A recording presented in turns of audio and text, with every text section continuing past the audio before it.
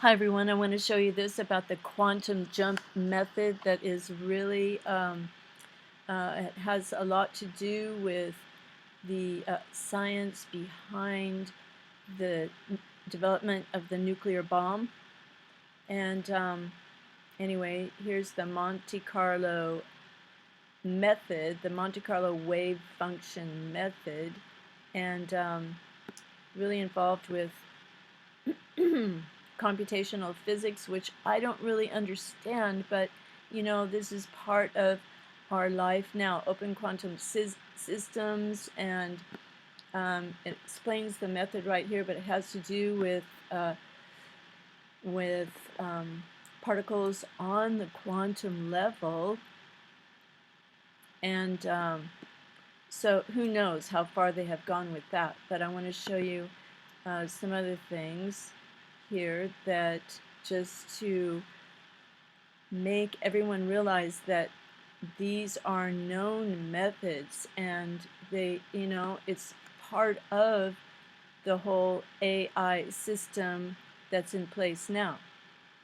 And down here is Monte Carlo methods vary but tend to follow a particular pattern. Define a domain of possible inputs. Generate inputs randomly from a probability distribution over the domain. Perform a deterministic computation on the inputs.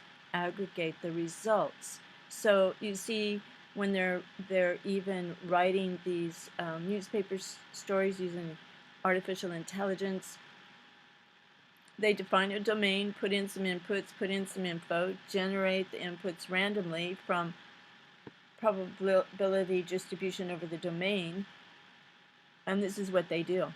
They have perfected this so much. And remember, the whole world is made of frequencies, and they, who knows how much they can manipulate the frequencies. And you know, sound can even create images. I read about that a long time ago. You know, like around a corner, two sounds, they bump into each other, they can create an image that can look like a person. So anyway, here's some other things for people who are into math. This was not one of my strong points in school. However, it's really interesting to read it, and I wanted to show you another thing about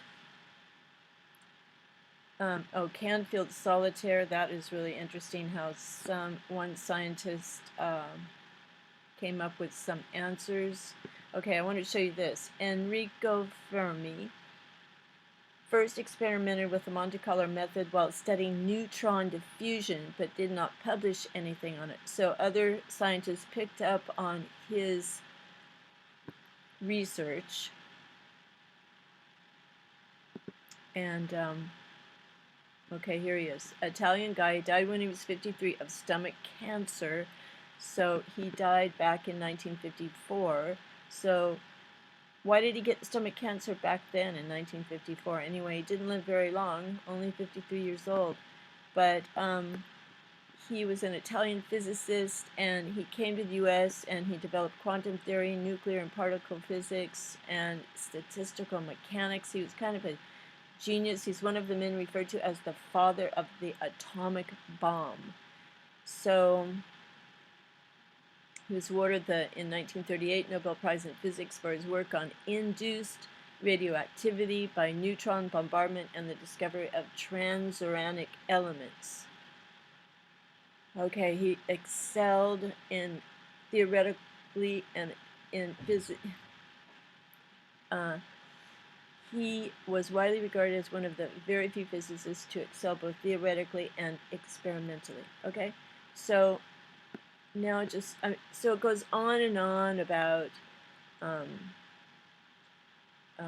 neutrinos and the development of the bomb, and he was sort of a genius, really tapped into something. But I want to show you this down here. Went to school when he was really young, and when he was only 24,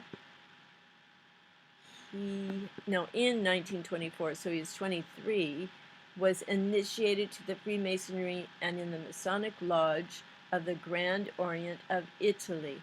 But he was an agnostic all his life. But what are agnostics? Agnostics don't disbelieve or believe in God.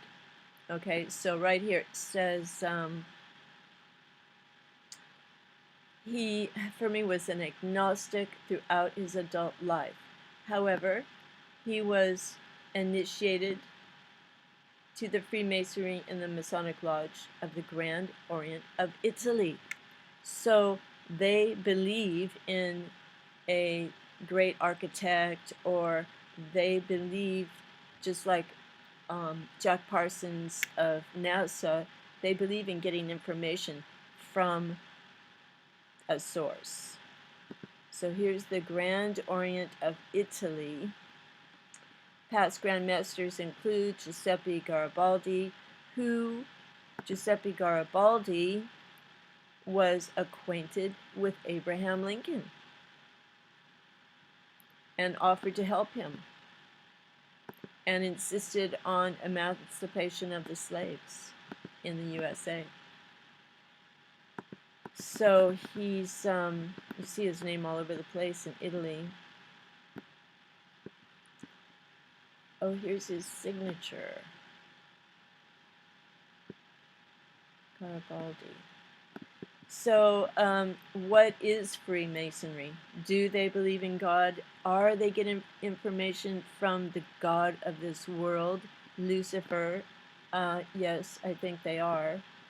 And here is some info about Freemasons. Do Freemasons believe in God?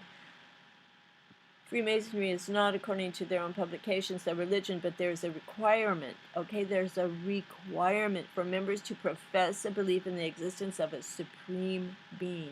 This is not the same as saying that they must believe in the Christian God, and actually, they don't. So, I've read some of those Scottish Rite beliefs. Freemasonry belief in God without Jesus. Figuring out what Freemasons believe in for dummies. They do believe that they can access what's the book that they read? I forgot. But anyway, they really want power, and they do perform rituals and dramas. And think about Bohemian Grove, all those dramas and rituals, and so who knows, because it's secretive. So the Grand Orient of Italy. There he is. No, not him. Not the sculptor. Fermi. All right, Fermi. Enrico Fermi. Fermi. I can't roll my R's very well, so. But there you go. All these people who were developing the nuclear bomb, and then absolutely the Large Hadron Colliders all over the world and the nuclear power plants that are conducting experiments on neutrinos. They are definitely Freemasons and tapped into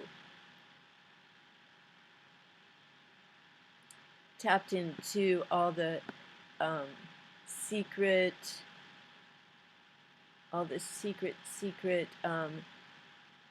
ways of contacting the forces of light, they believe, which give them all these answers. Anyway, quantum jumping, quantum reality, quantum worlds, and the Monte Carlo Method. It's about gambling.